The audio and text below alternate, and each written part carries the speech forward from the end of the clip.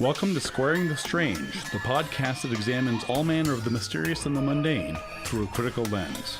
So, let's square the strange.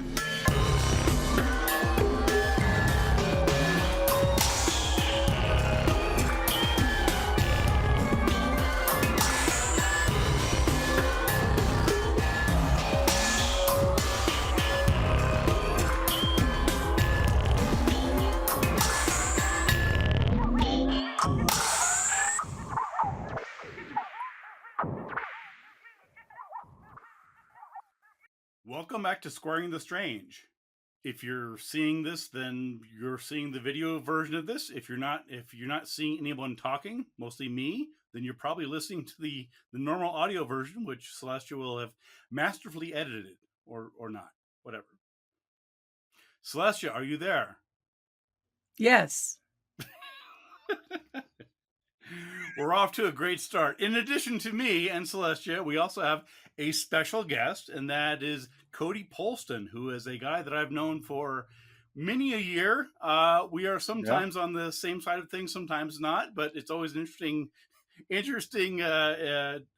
discussion. So, Cody, welcome to the show, and tell the listeners a bit about you.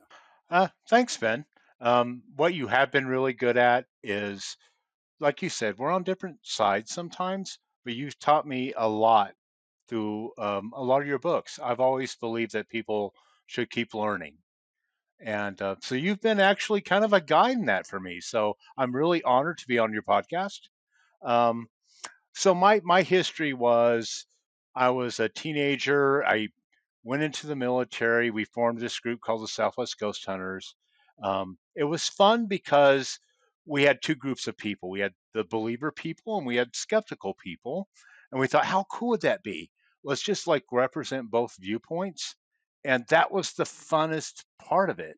People said, what was the favorite thing you ever seen? It's like, actually, it's the fireside backyard chats where we're debating over whether it's real or not, you know? That's unique. Isn't that sort of it's the first time I've heard of a ghost hunter or paranormal group saying that they purposefully gathered people from the skeptical point of view and the believer point of view.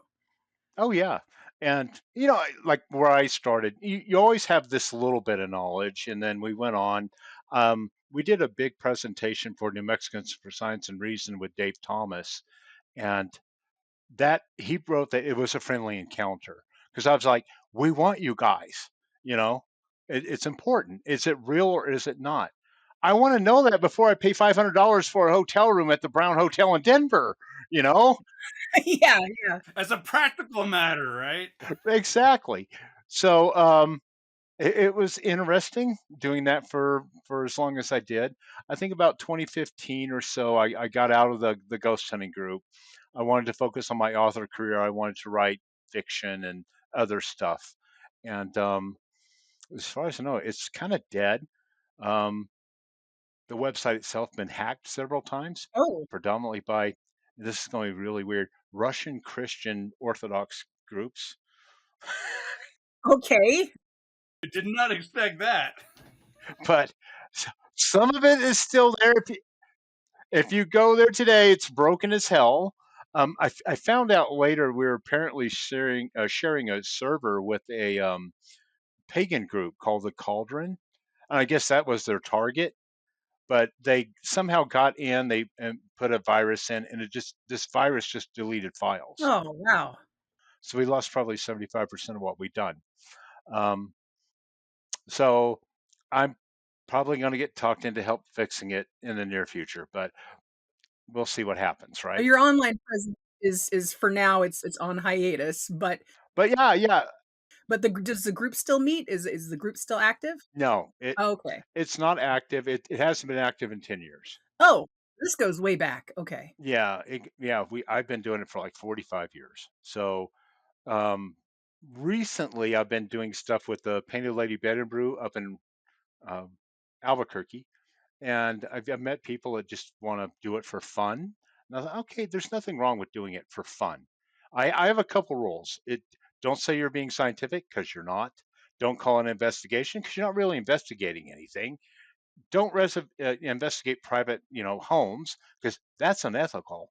And if you're willing to follow these few rules, I'm willing to kind of like put it back to like network people together and have fun with it. Celestia, do you see why I like him? You see why I wanted to have him on the show? You you're very rational. I can see why, Yeah, those Russian fundamentalist wackos went after you. they did. Well, there's another facet here. And locals.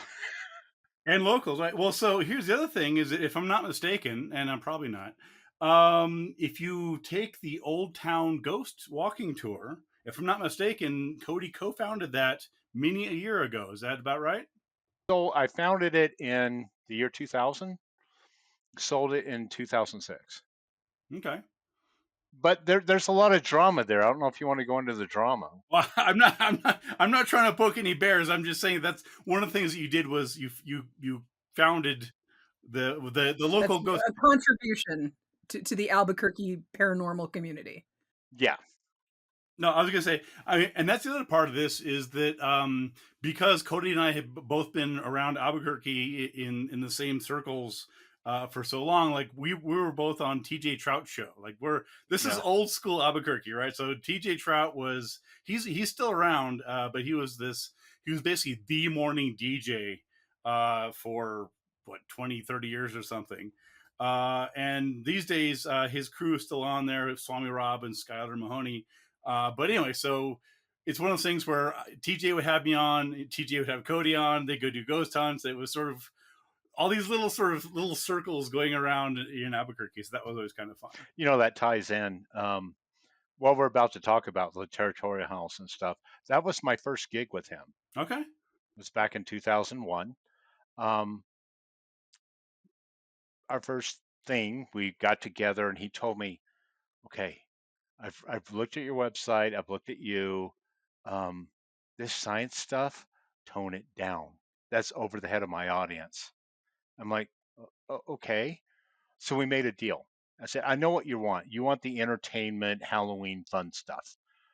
How about we'll give that to you on the ghost hunt? But when we go live on air on October on Halloween, how about I bring my skeptical people in and we can like offer different viewpoints and do that. And that worked well.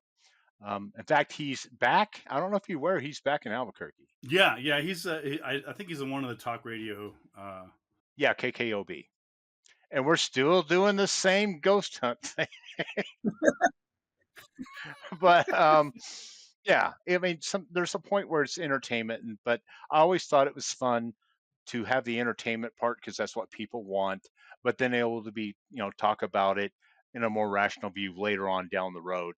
And because that kind of fills it makes the circle complete. So, yeah, Yeah, I was gonna say that was always what I found was every time on 94 Rock, I'm trying to like bring some some skepticism in between the dick jokes. right, It's like, okay, well, hey guys, here's a little critical thinking. All right, that's great, but boy, so I mean, it is what it is, right? right. So it's part of the fun. It is. Yeah. Well, today we're talking about the Territorial House, and I'm going to be the naive representative here cuz I have never eaten at the Territorial House. I did not grow up in Albuquerque. I do not live in Albuquerque, so you're going to have to tell me what is the history of this place and what happened to it and what is the ghost story or stories connected to it. Because there's a lot, right? Yeah, there's a lot going on there. So let me sort of tell you my entry into it, then I'll hand it over to Cody to sort of fill in some gaps. So to me, the tea house, as I always knew it, it was just the local restaurant. It was in my hometown of Corrales, where I grew up, where my father still lives to this day.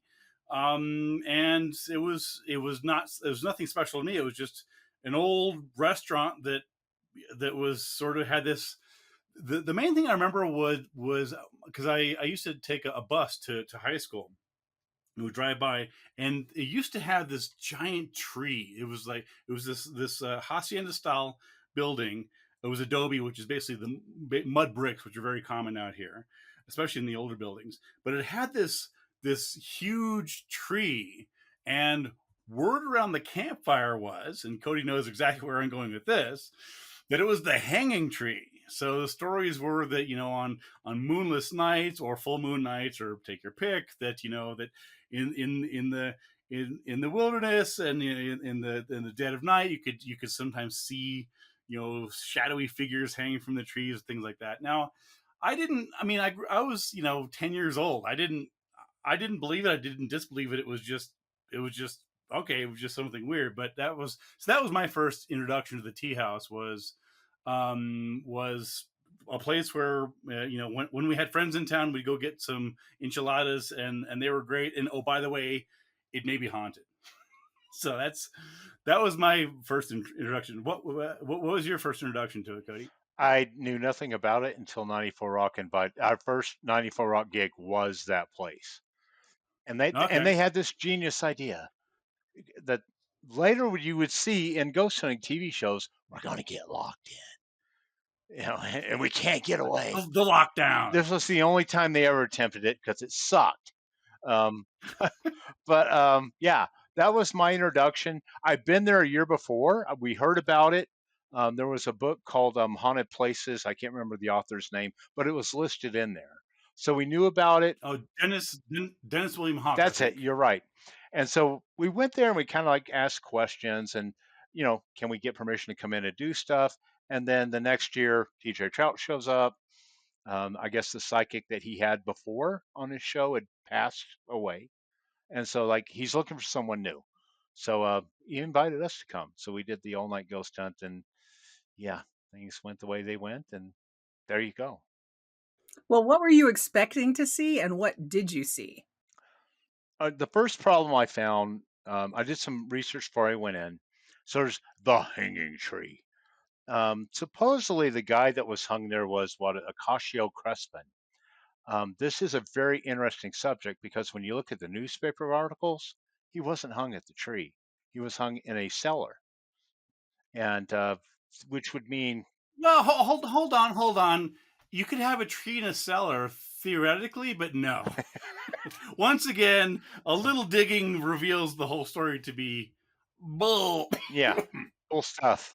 Okay, so there's historical records that this guy died not by hanging from a tree.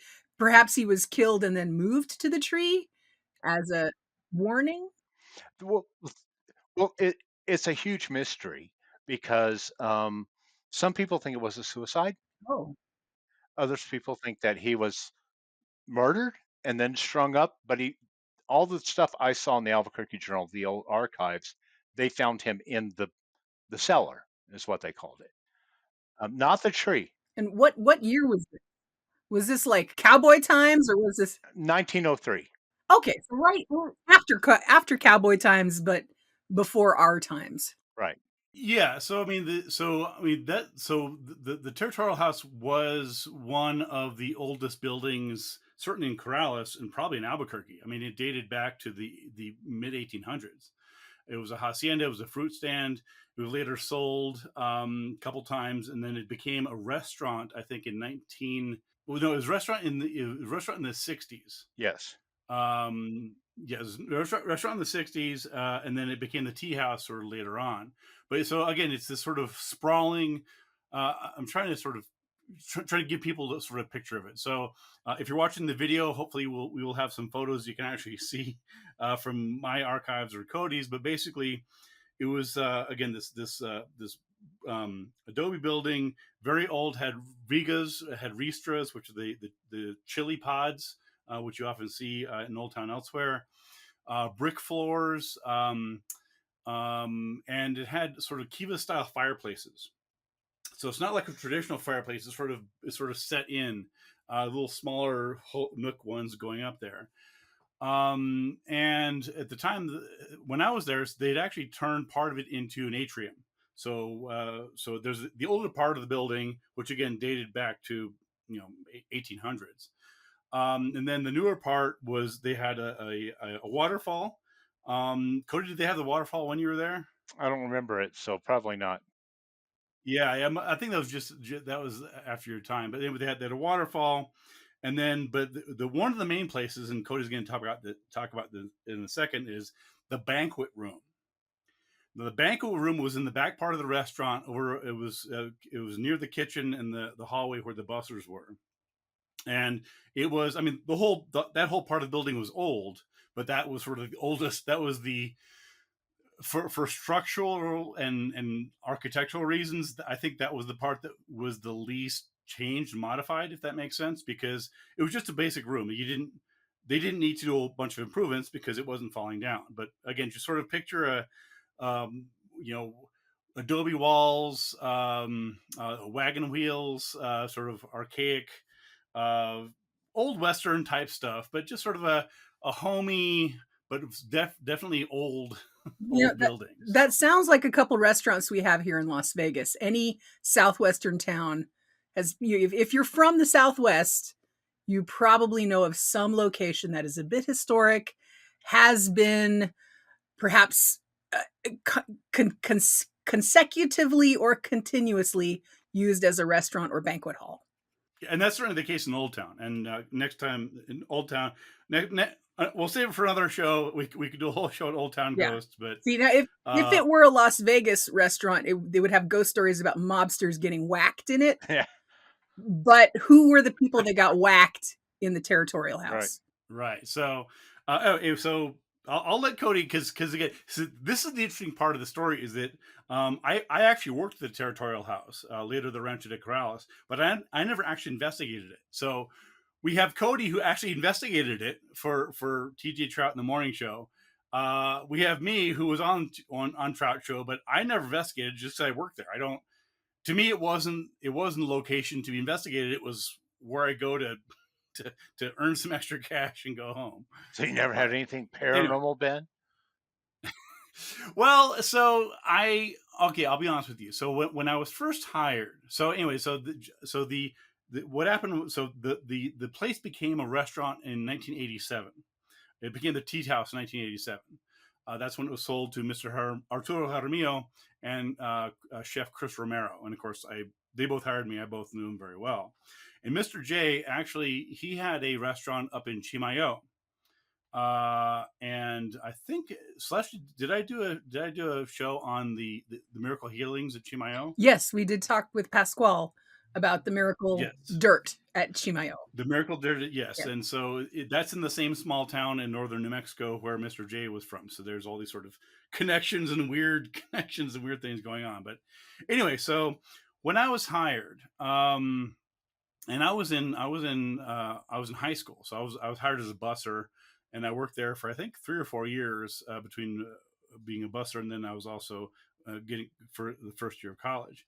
But the main thing I remember was, I didn't really experience any ghosts. My recollection was that there was a ghost story associated with the tea house, but it was in the bar.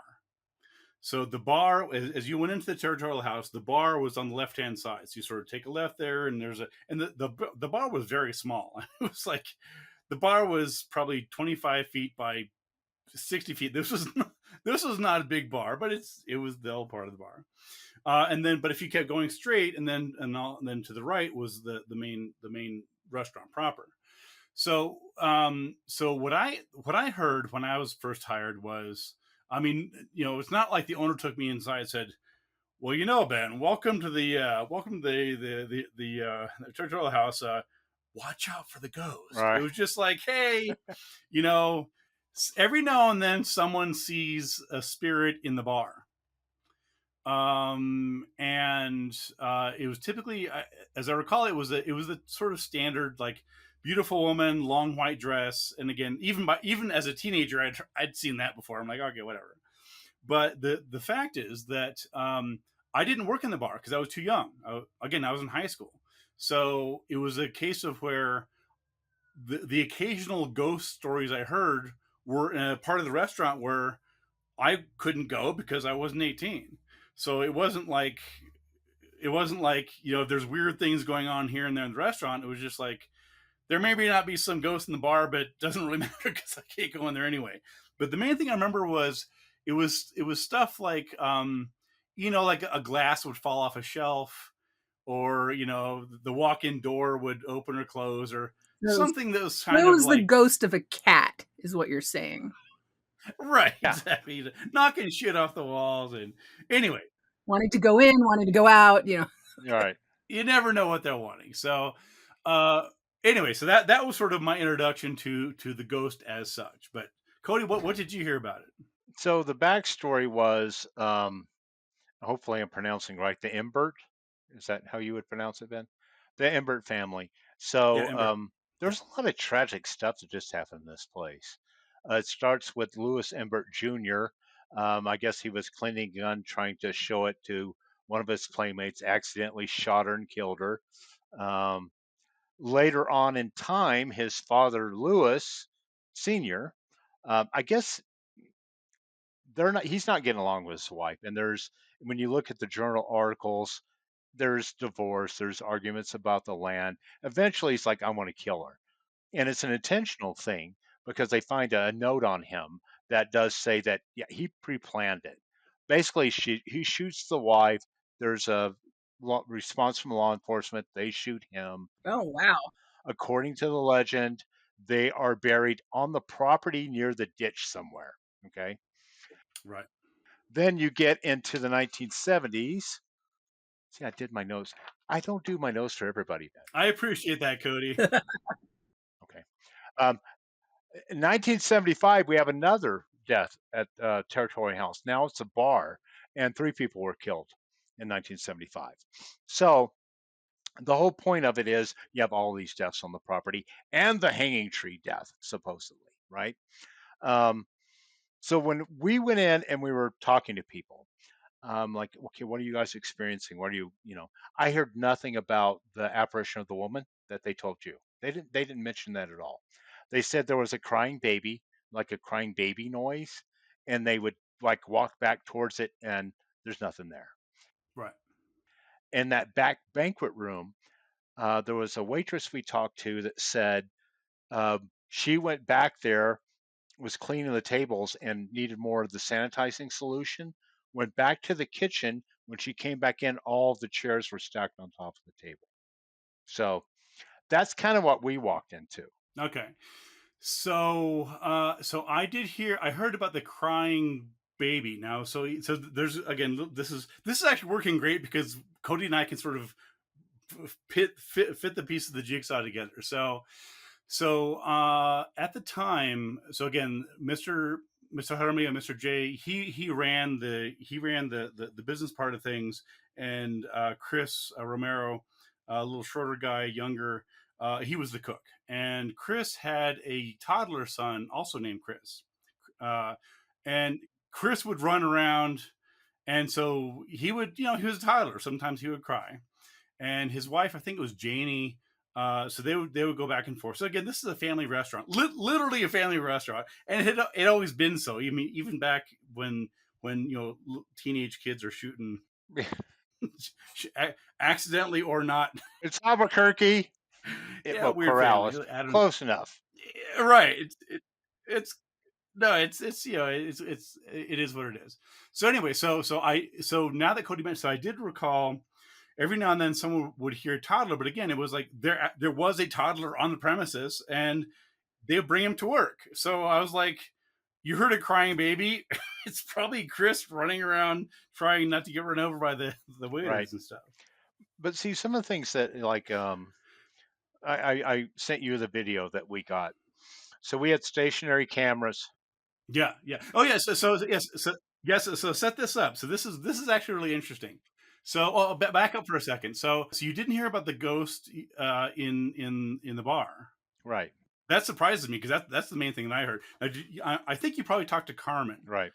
Carmen was she was a waitress. She was a manager. Anyway, she was one of the main people that sort of tell the story, and so she's actually quoted in a couple Albuquerque Journal articles as saying that she saw something. Right. Chris and Mr. J, uh, again, having worked there, like they never said to me, "Oh my God, there's a ghost." It was just like, "Go bust table 13. We have a party of 5 coming in." It was it was a very functional utilitarian thing.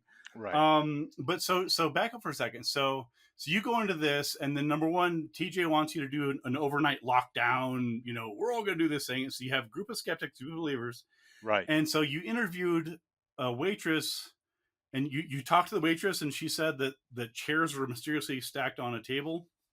Right. And but this wasn't like a friend to friend. Like you spoke to the eyewitness herself. So because of her talking about this, we set up static IR cameras to look at the room. Um, at that time, we were kind of all over the place. So in the early 2000s, so you have the whole ghost hunting thing. You've heard about ghost hunters using electromagnetic field meters, okay? So that comes, yeah, so that comes from Sir Oliver Lodge back in 1907.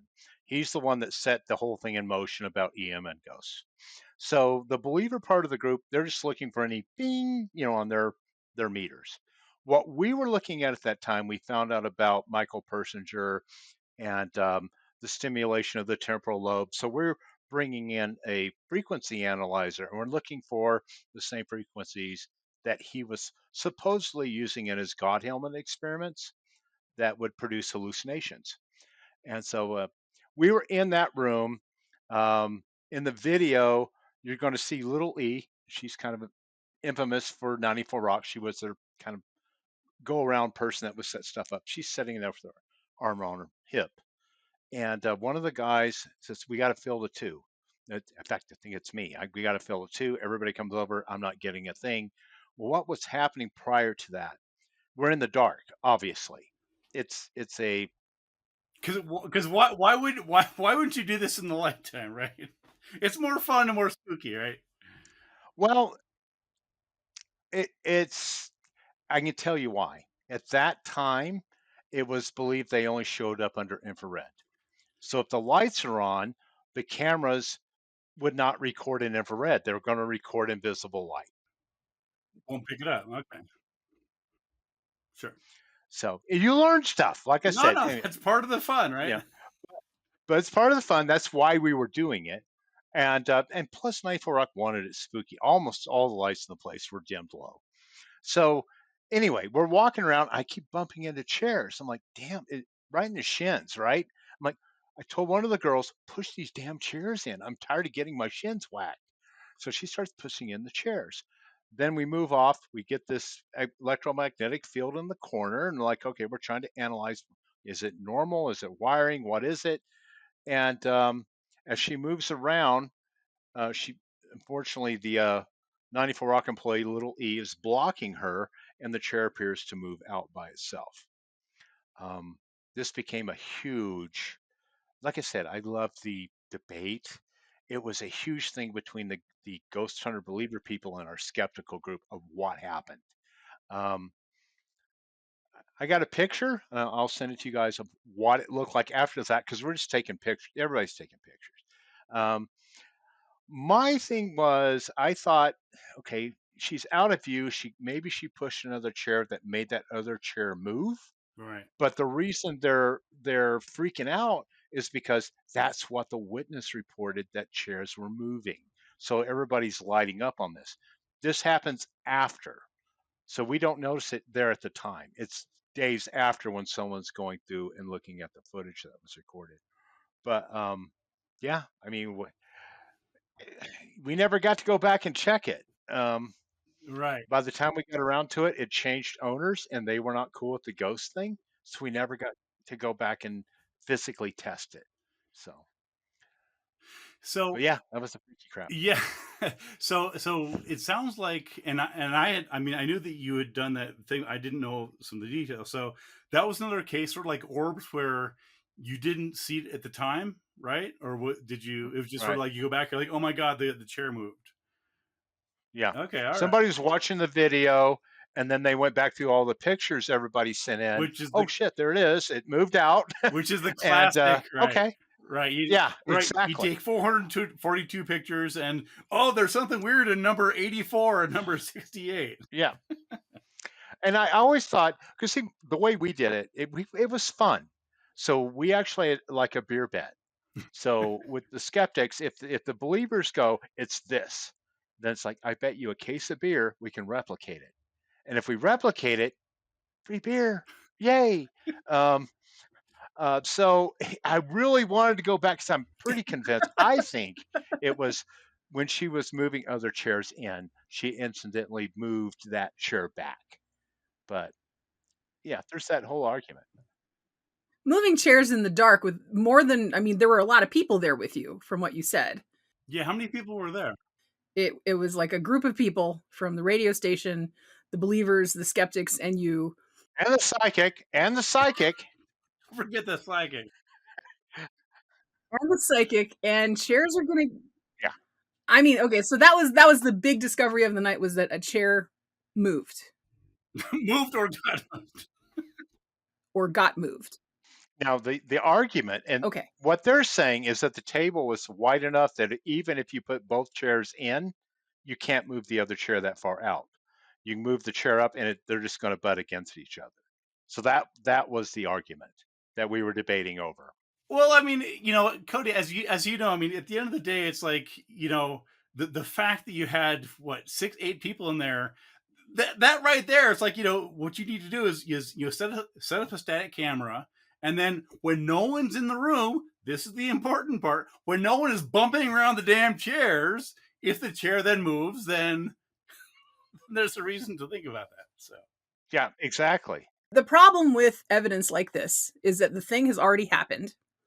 It happened in a room in the dark with no cameras. You had infrared cameras, but I'm assuming none of them were trained on the area and could have caught anything. The problem is little e is right in the point of view. What you would need to see, she's blocking. Okay. So there's no way to go back and disprove the theory that a ghost moved it. So it will live on forever as a tale of a ghost that moved a chair. If we would have went back, it would So, be easy to replicate. All you got to do is move one of the other chairs. okay. right, they move around, right. You could prove it. But we didn't get around to it until we got the new owners. So it's out there. Okay. Yeah, So we have whatever ghost presence may or may not be there. It likes chairs. It touches them. It moves them. It stacks them up. right.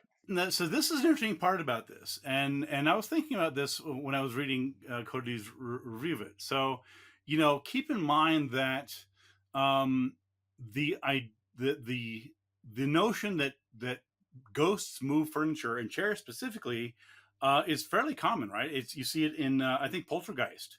There's a scene where chairs are stacked. Yeah. So this is there's lots of horror films, where there's a jump cut, someone turns their head, they turn back, and something is upside down or something's flying through the air. And it's interesting to me that sort of it's the idea that the chairs were stacked fits right into ghost lore mythology, right? That's one of the things that ghosts are said to do. So Cody, did anybody tell you about the fireplaces that mysteriously smoked? No, they did not. But going back to the chair, I did historical research and I found that actually that story was told in the Albuquerque Journal in 1992 by a former employee named Felipe Soto. And he talked about seeing the lit cigarette, supposedly, like there's the ghost smokes, I guess, but you can see the fire end of the cigarette. Okay, And he would talk when he would stay the night in the building.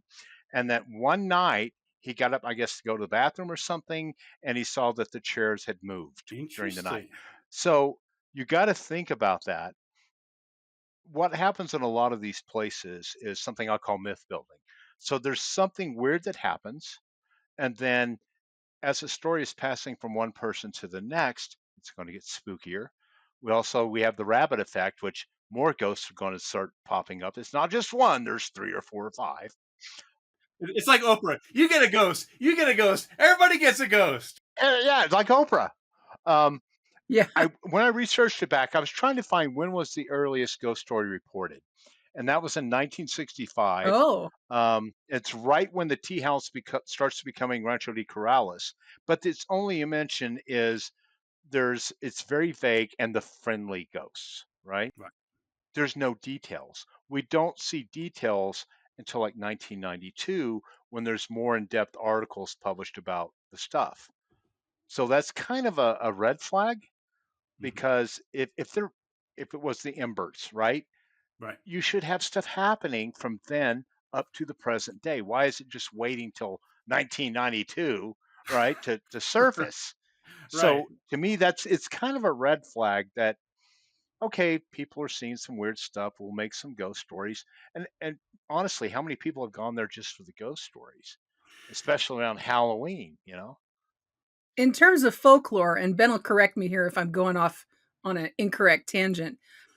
If there was a heinous crime there, Yeah, which I mean, that was a tragic thing that happened with the family there, and it still happens today. There are domestic situations that result in the death of both right. partners, and it's that too soon thing where you don't want to talk about people as ghosts if they were part of your community and your parents knew them, or they're or you went to their establishment while they were alive. If these are people that you remember, you don't talk about them as ghosts. At least usually. I mean, of course Yeah, somebody's yeah, going to say something. There's always a weird one, yeah. But in general, people don't ghostify others that they knew or their family knew right. in Yeah, that's life. a good point. And then you wait 30, 40 years, and then you're like, "Oh, did you hear back in the 60s there was this thing that happened." And then suddenly it's a ghost. Yeah, and I'm glad that Cody brought that up because I mean that's one thing that he and I both see. It's sort of one of the red flags is where you have, a building that's been around for in some cases 120, 150 years or something, and I like the St. James is a good example, and that's that's a topic for another show. But in Yeah, northern New Mexico, in Cimarron, there's the St. James Hotel, which is arguably probably one of the most haunted locations in New Mexico at the Southwest, and Cody did some great work on this, and I've also done some stuff on it. But it's interesting when you have this gap when there should have been ghost reports, like this bloody, the Wild West, people were dying all the time, but oddly enough, it's only when someone says, "Oh, hey, I just bought this place. Boy, wouldn't it be great if there was a ghost story associated here?" That all of a yeah, sudden, and you're like, well, hold on a second. If there truly are spirits in this location, um, why would they? I mean, and again, I don't want to go off topic, but the chemo theater ghost, right? In Bobby Darnell, and we talked about that, and Cody and I both done research on that, right?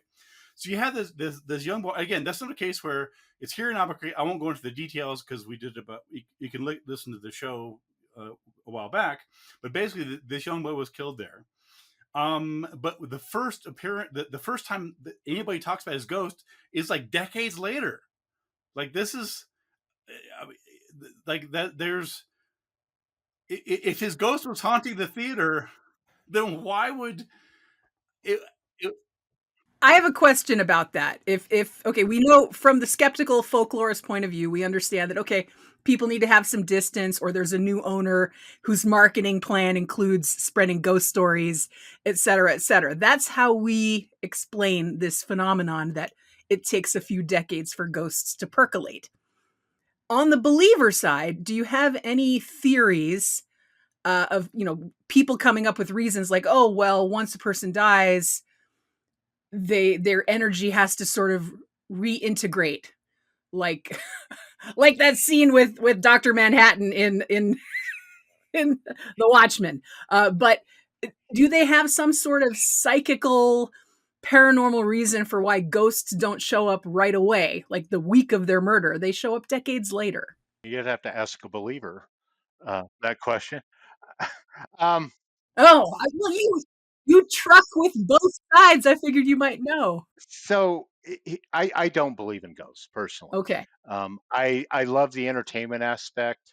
Um, a long time ago, I made a connection, and I think Ben, you've talked to Melanie Ramsey, I think her name is, military veterans paranormal. yes, Um, we've been I friends on have. Yes. Facebook for a while, and I one day I kind of got it. I said, "How many people in your group are into horror movies?" She's like, "Quite a bit."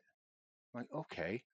So when you look at a horror movie, it's being scared, but back in the back of your mind, you're safe. You know you're safe. Think about going on ghost hunts like some of these dangerous places they say, right? Why would you do that? Why would you put yourself in danger if it was really that bad? Because in the back of your mind, you know it's not real. So what you got are people that are into horror movies, and then it moves on to Halloween, which is, of course, their favorite time of the year. They're going to go out to, the haunted houses with the scare actors. The next step up is ghost hunting, and that's Yeah. kind of what it is.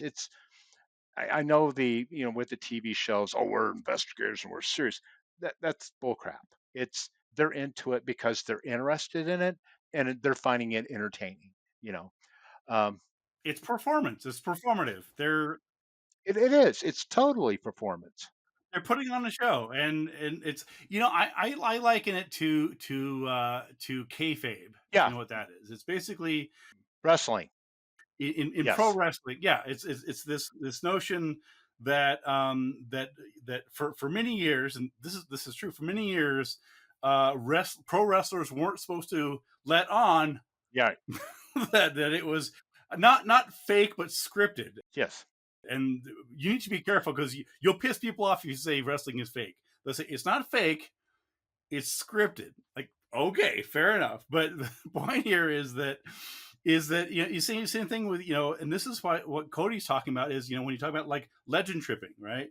You have exactly. right. So you have people who they're telling the story, and it's fun, right? It's all entertaining. It's all part of the whole thing.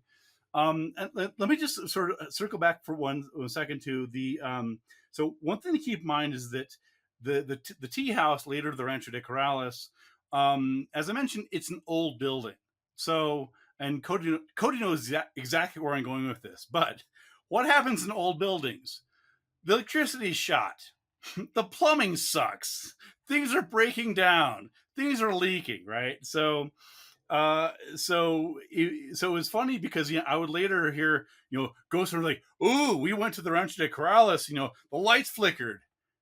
Yeah, the electricity was wired up in Right. 1972 and hasn't been upgraded since then because there's historic covenants that won't let you upgrade. They're grandfathered into all the codes, so they don't have to be up to snuff.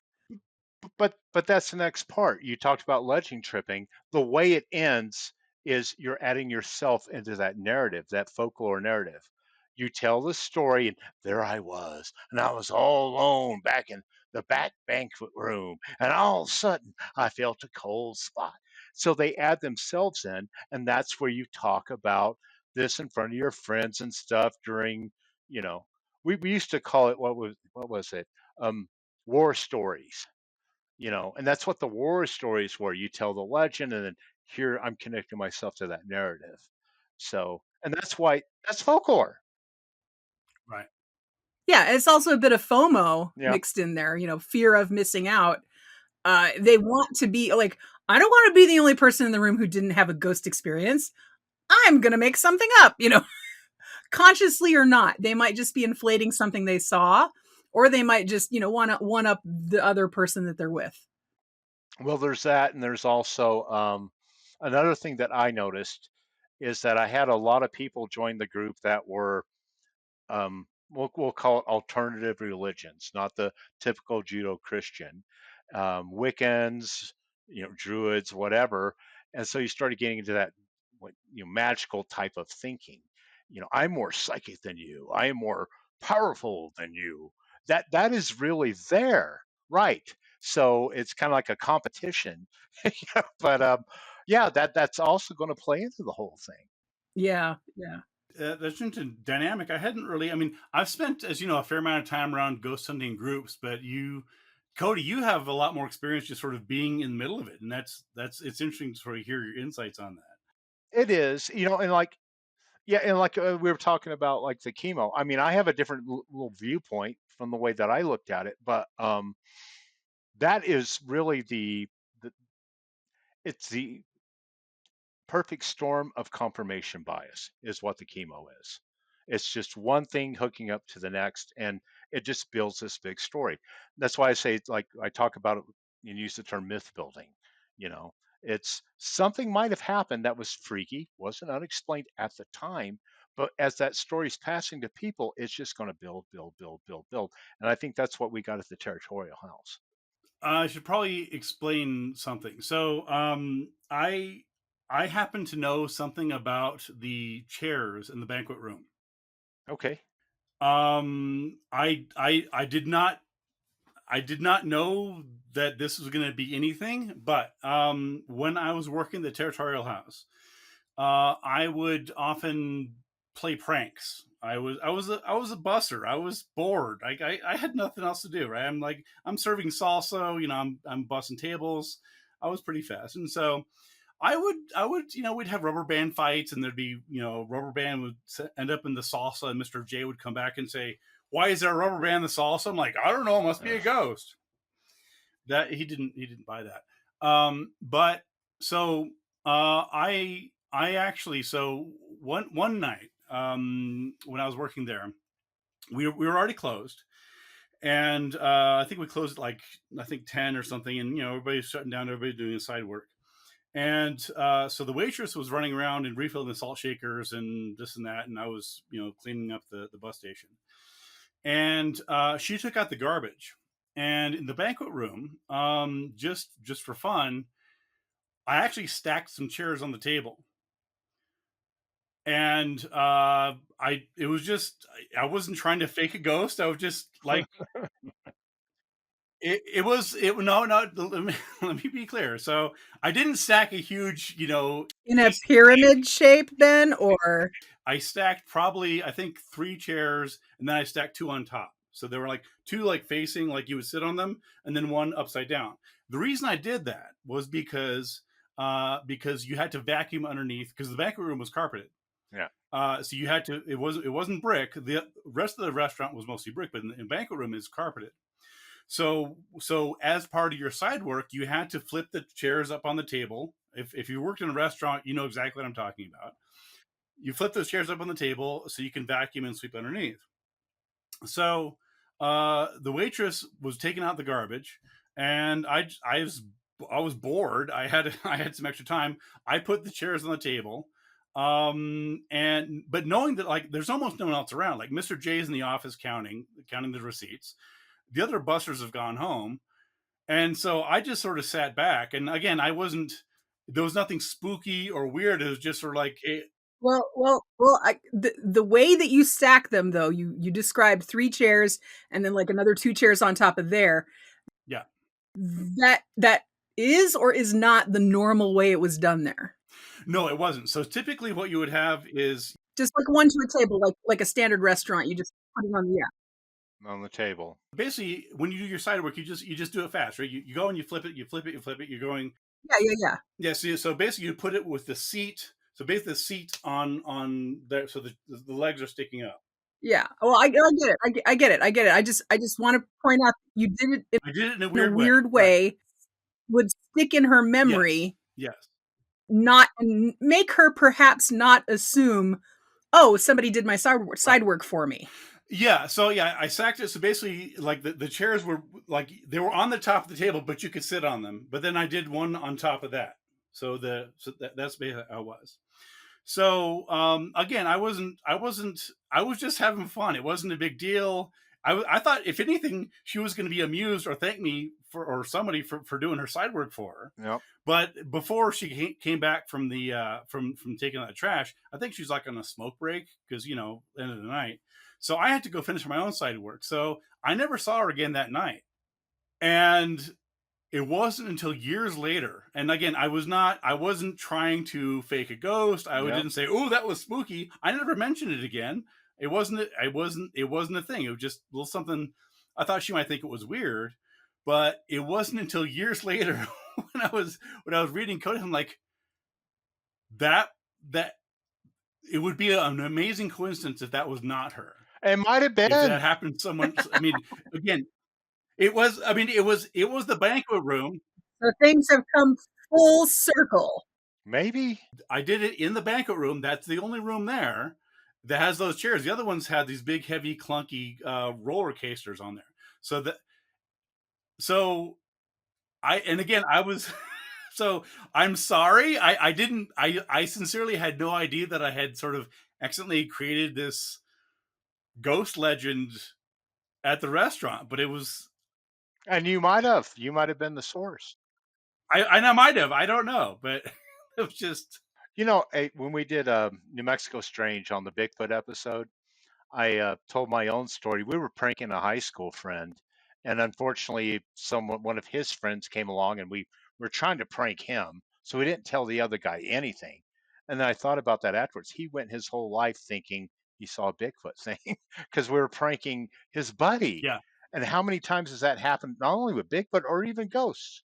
You know, if you would talk to her and put her on a polygraph, she would tell the truth because to her it really was paranormal. So how many times does that happen? When we're looking at this stuff, it's kind of crazy. No, absolutely. It reminds me of another time. I'll tell you a quick story because it's relevant. Was in high school? It may be around the same time at Cibola, Okay. and I may mention this on the show before, but one time I was in shop class, and it was one of those square metal tables. There were four people, and there was this kid named Drac. I don't know what his real name was, but I called him Drac because he had sort of fangs in his teeth. And we weren't close friends, but we sort of knew each other in class.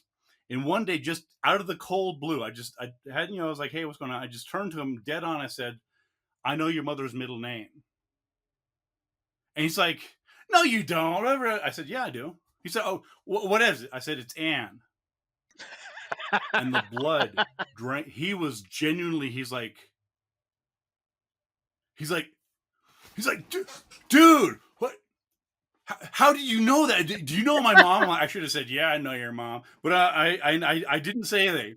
I just, but it was just, he was just, and I was just straight. He was genuinely, I could tell. I mean, his expression was like, he's like, what the hell, dude? It's like, did you look in my files or how? And Yeah, I just smiled.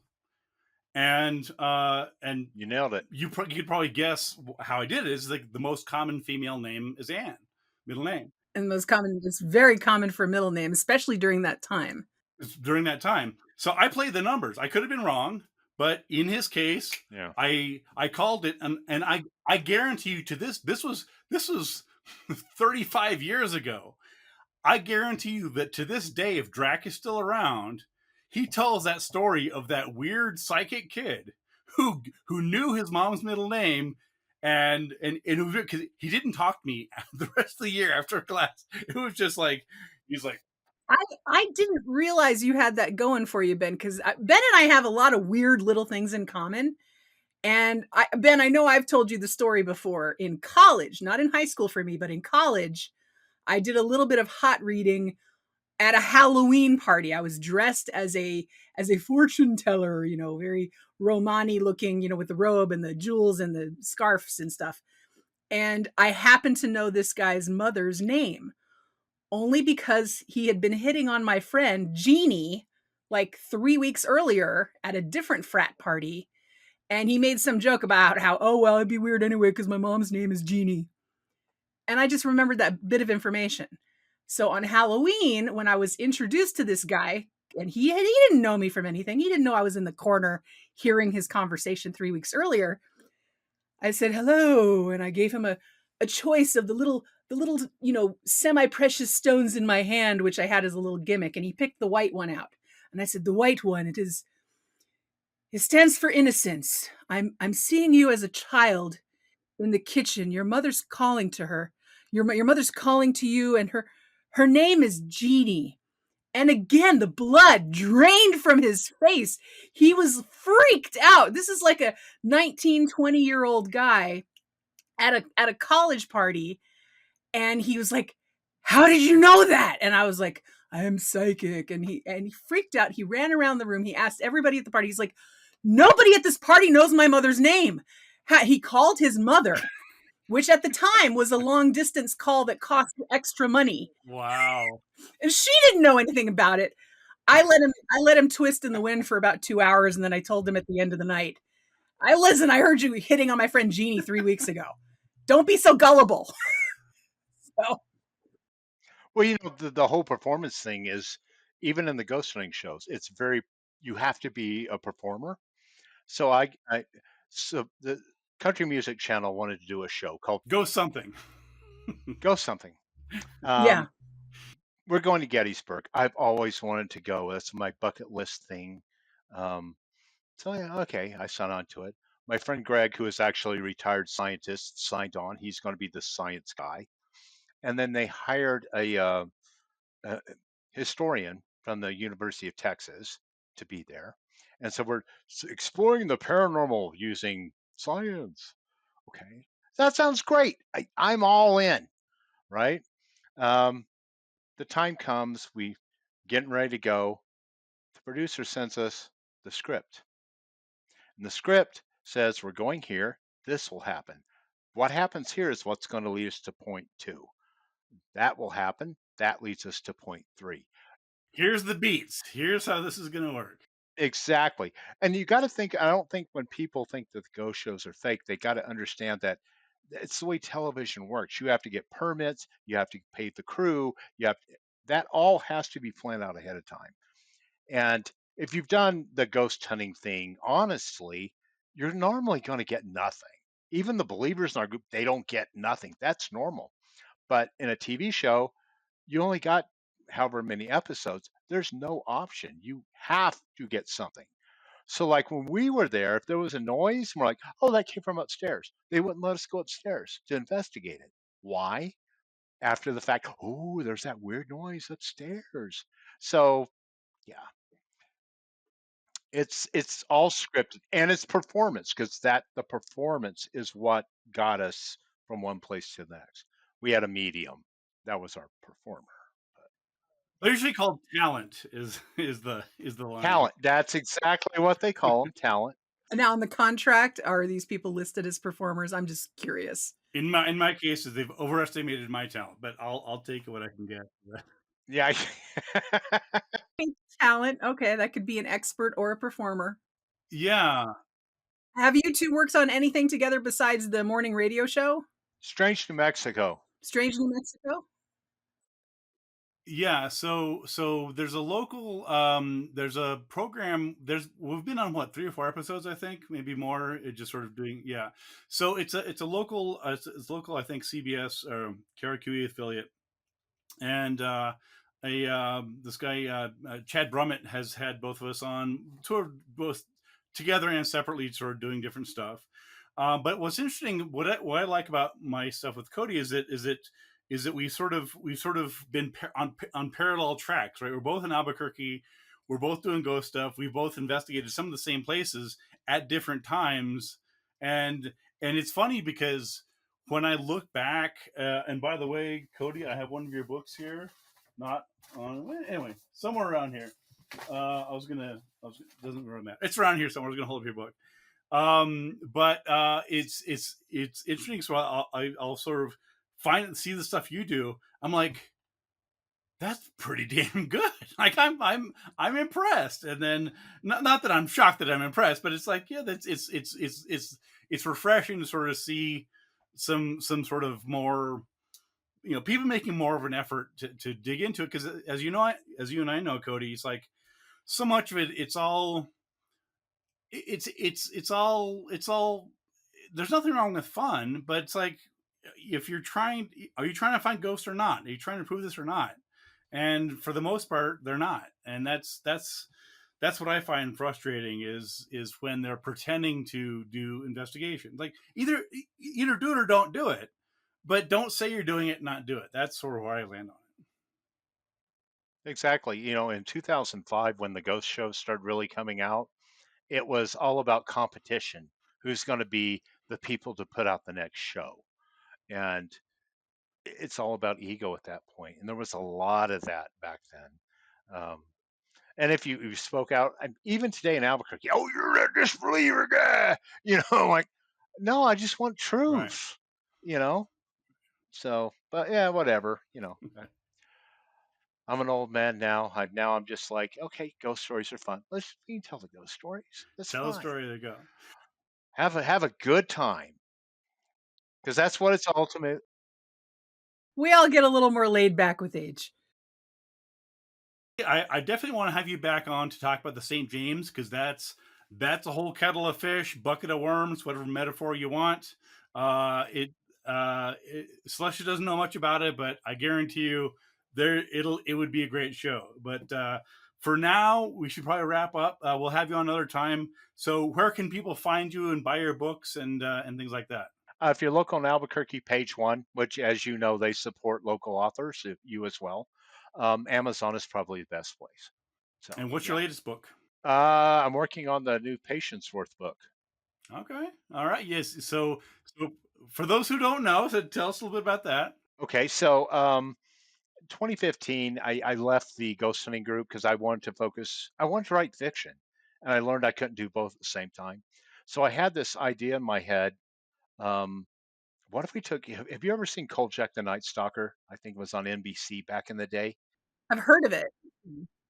Take that, take that, combine it with Nancy Drew. Let's put her back in Victorian England, and have her actually investigate cases.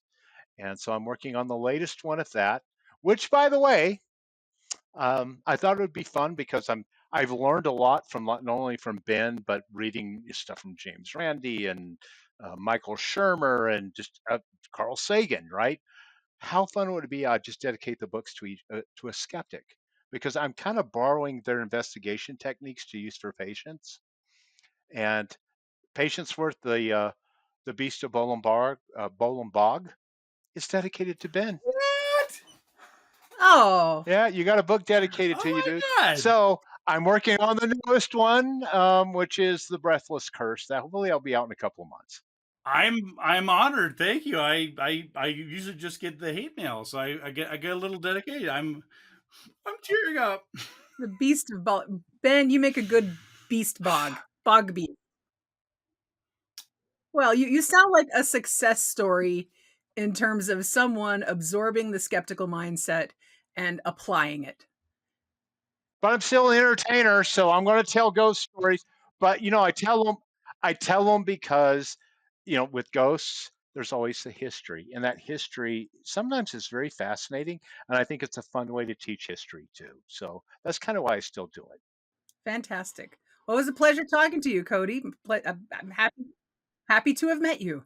This has been super fun, Cody. Again, I wasn't sure how this was going to go, but it went great, and learned a couple things, and hopefully people can learn something about legend making and ghost lore, and how one can accidentally become part of the ghost story.